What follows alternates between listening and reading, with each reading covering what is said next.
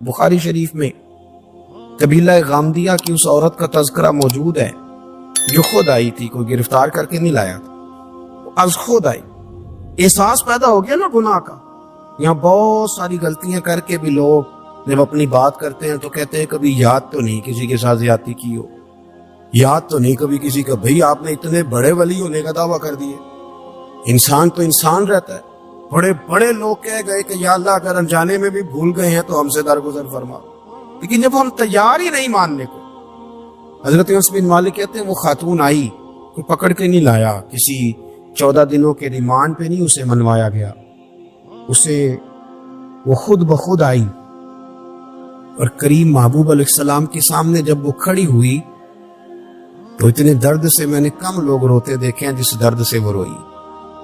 عرض کرنے لگی حضور میں غلطی کر بیٹھی ہوں، مجھ سے زنا ہو گیا، مجھے پاک کر دے۔ تو محبوب کریم علیہ السلام نے فرمایا تو کیسے ثابت کرے گی تو نے گناہ کیا؟ یعنی مجرم کو ثابت کرنا پڑ رہا ہے کہ میں گناہگار۔ یہ وہ کمال ہے کہ انسانوں کو احساس ہونے لگے کہ یہاں ہم غلط ہیں۔ جب اعتراف جرم ہوتا ہے، جب بیماری کی تشخیص ہوتی ہے تو پھر اس کا علاج بھی ہو جاتا ہے۔ حضرت انس بن مالک کہتے ہیں وہ عرض کرنے لگی حضور میرے پیٹ میں ناجائز بچہ ہے۔ حضور نے فرمایا جا جب بچہ پیدا ہو تو پھر آنا۔ وہ 8 ماہ کے بعد آئی، اس کی گود میں پھول سا بچہ تھا۔ حضور نے فرمایا واپس جا، جب روٹی کھانے لگ جائے تو پھر آنا۔ وہ 2 سال 2.25 سال دودھ پلاتی رہی، پھر جب آئی تو بچے کے ہاتھ میں روٹی کا ٹکڑا تھا۔ کریم محبوب صلی اللہ تعالی علیہ وسلم سے آ کے جب اس نے بات کی تو وہ درد سے روئی، کہنے لگی یا رسول اللہ 3 سال ہونے کو ہیں، میں نے گناہ کیا ہے، میں ساری رات سو نہیں پاتی۔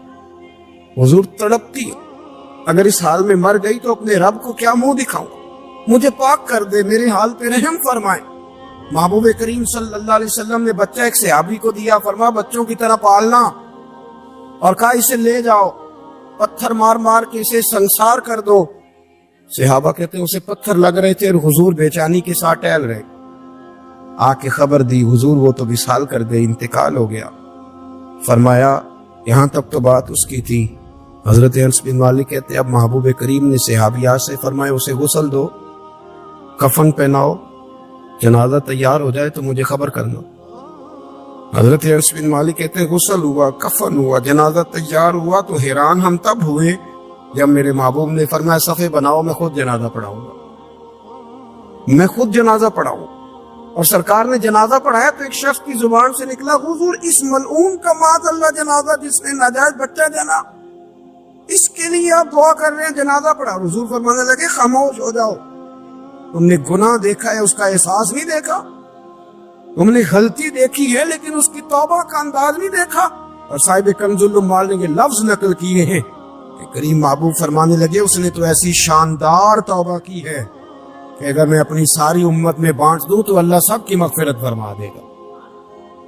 احساس جب پیدا ہو جاتا ہے نا اپنے دل کے اندر کہ یہاں میں غلط ہوں، ان العبد اذا اعترف ثم تاب تاب اللہ علیہ، او کما قال نبی صلی اللہ علیہ وسلم، رواہ مشکات۔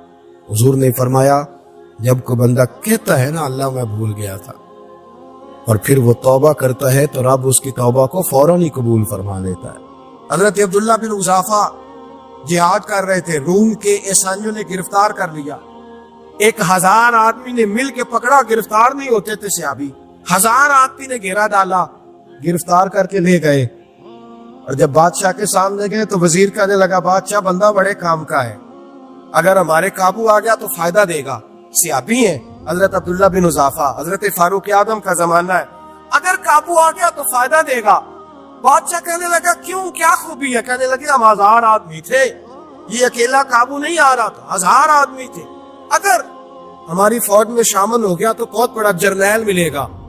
بادشاہ کہنے لگا کوئی مسئلہ نہیں، 2-3 چیزیں ہوتی ہیں بندے کو خریدنے کے لیے، خرید لیتے ہیں۔ بادشاہ کہنے لگا عبداللہ جتنی دولت تجھے چاہیے میں تجھے دے دیتا ہوں، میرے لشکر میں آ جا، معاذ اللہ اسلام چھوڑ دے۔ حضرت عبداللہ بن حذافہ کیا فرماتے ہیں بڑا تو بیوقوف ہے، میں نے دولت کمانی ہوتی تو مدینے میں بیٹھ کے تجارت کرتا، میں دولت کمانے نہیں نکلا، میں تو رسول اللہ کی رضا کمانے کے لیے نکلا ہوا ہوں۔ دولت کمانی ہوتی تو کسی مارکیٹ میں ہوتا، میدان میں آنا تھا. شہادت ہے مطلوب مقصود مومن، نہ مال غنیمت نہ کشور کشائی. یہ دولت کا لوبی ہے.